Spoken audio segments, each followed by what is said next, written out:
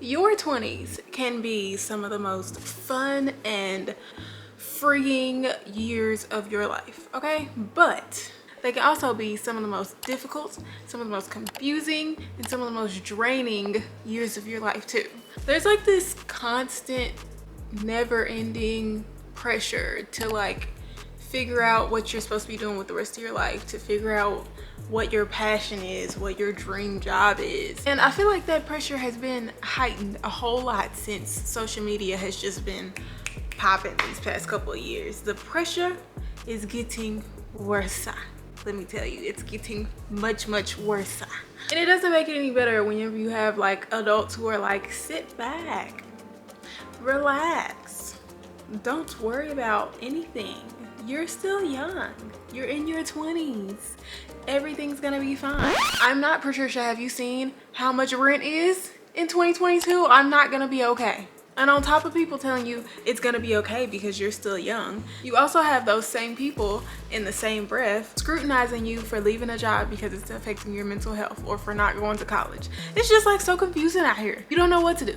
Your 20s is like a combination of not feeling like you're doing enough and feeling like you're doing too much and overwhelming yourself. We truly don't know whether to go harder or to take a mental health day. Like, there's just no balance at all. It's almost like you're being pulled in every which direction. So here's my 23-year-old opinion that literally nobody asked for. You can have balance between accomplishing your goals and having fun and having a good time in your 20s. But let me tell you, that balance is not gonna come from emulating everything that you see on social media. This is what you do.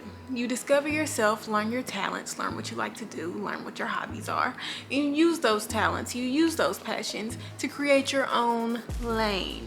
There have been 45 different first ladies that have been in the White House, but whenever people think of a first lady, most of the time they think of who? Miss Michelle Obama. And why is that? Why out of the 45 first ladies is she the person that has gotten the most traction, has gotten the most attention, the person that we respect and love so much? It's because Michelle's individuality carries her. Yes, she's the first lady, but a lot of us look at her in this high position and we think of a really amazing aunt or a really amazing great aunt that we love talking to, and we respect her so much for being such an impactful figure in this country. And I really do feel like that is why she's had such a long-lasting legacy on this country. That's why people say Michelle Obama for president.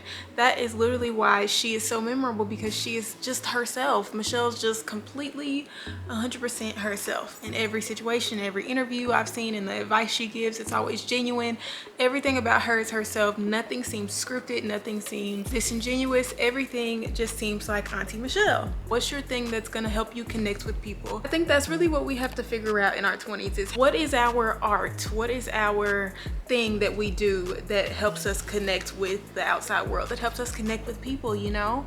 I feel like I'm like lecturing right now, and that's not even what I'm trying to do, but yeah. Michelle Obama's individuality shines like crazy, and yours should too. One thing I have noticed is that you will experience faster growth in whatever the thing is whenever you A, love what you're doing, and B, are being 100% yourself. You experience faster growth. If you want to be a content creator and you start doing Fashion Nova hauls and Shein hauls, not because you have a love for fashion, but because you just saw that other person doing it and you feel like you want to do it so you can get the brand deals, you can get free clothes, then it's not gonna work as fast. I'm not gonna say it's not gonna work. It's not gonna work as fast because you are just doing something to do it, not because it's something that you actually want to do or something that you're actually interested in. You know what I'm saying? No shade, because I have done this. In the beginning of my YouTube journey, I did this. Also, let's pivot.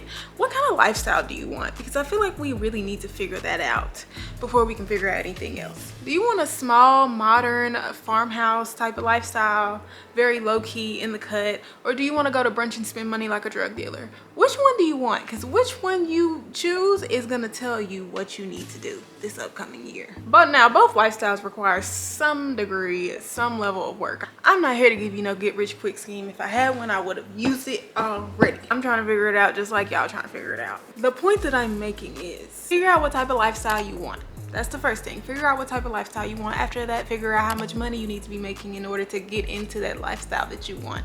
After you figure that out, take those passions that we thought about earlier in the video, take those talents that we thought about earlier in the video. You need to think, how can I use those talents and those passions, and how can I flip it into X amount of money where I can get this lifestyle?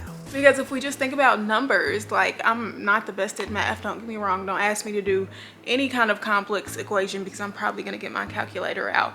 But listen, if you want to have yacht birthday parties and buy your friends Chanel bags for their birthdays, you can't do that working at your Target job. I'm sorry, you're gonna have to think bigger. And that's not even no shade, I'm just saying the math is not mathing. You can't take 5 plus 5 and get 326. I'm sorry, it just does not work like that. So most of the time in life we have like a thing that we don't really like to do, but we do it because we just need money. And then we have the thing that we love to do, and the thing that we love to do isn't necessarily making us the amount of money that we need it to, so we still have to do this thing that we don't like to do in order to, you know, sustain our lifestyle or whatever. And if you gotta do that and you gotta grind for a little bit, that's fine. But while you're grinding, just make sure that you remember that you want to spend money like a drug dealer at brunch. Once you think about that, then you will be able to realign yourself with your goals. You know what I'm saying? Not to say that's like the end all be all, like that's the end goal. Sometimes we have to think about things to get us on track, and that is my thing. I think about how all of my friends are like doing these great things, and in about 5 years they're gonna be able to go to brunch and spend money like a drug dealer. I'm talking drinks, food, all this stuff, and I need to be, you know, there with them, spending money like a drug dealer. So that's my thing, but you can think of a different thing if you want to. Now let's go back to that thing called balance. Okay, balance is hard, especially whenever you have this thing that you have to do to make money, and then you have the other thing that you're trying to grow up so you can just have to do this thing. You don't want to do this thing anymore, but you have to because you have to make the money. And then this thing over here is the thing you like to do, but you don't have no energy to do this thing because you have to do this thing all the time. You know what I'm saying? Balance is really, really hard. But listen, while you're grinding, while you're getting your college degree, your master's degree, while you're working at Target, whatever it is that you're doing and working towards, try to implement the 2-2-2 rule. Every 2 weeks you go somewhere for a day. Every 2 months you go somewhere for a weekend. Every 2 years you go somewhere for a week. I don't care if you are single or if you are with somebody, make sure you keep your 2-2-2 rule in, because that will give you the breaks that you need in order to not go freaking crazy. My mama told me to stop cussing on here, so I can't say any cuss words, but y'all know what I mean. Now, if you broke, don't go spend the check and get it right back. That's not what I'm telling you to do. Do not do that. We're leaving that in 2022, okay? Because I spent a lot of checks, and a lot of them checks I didn't get back.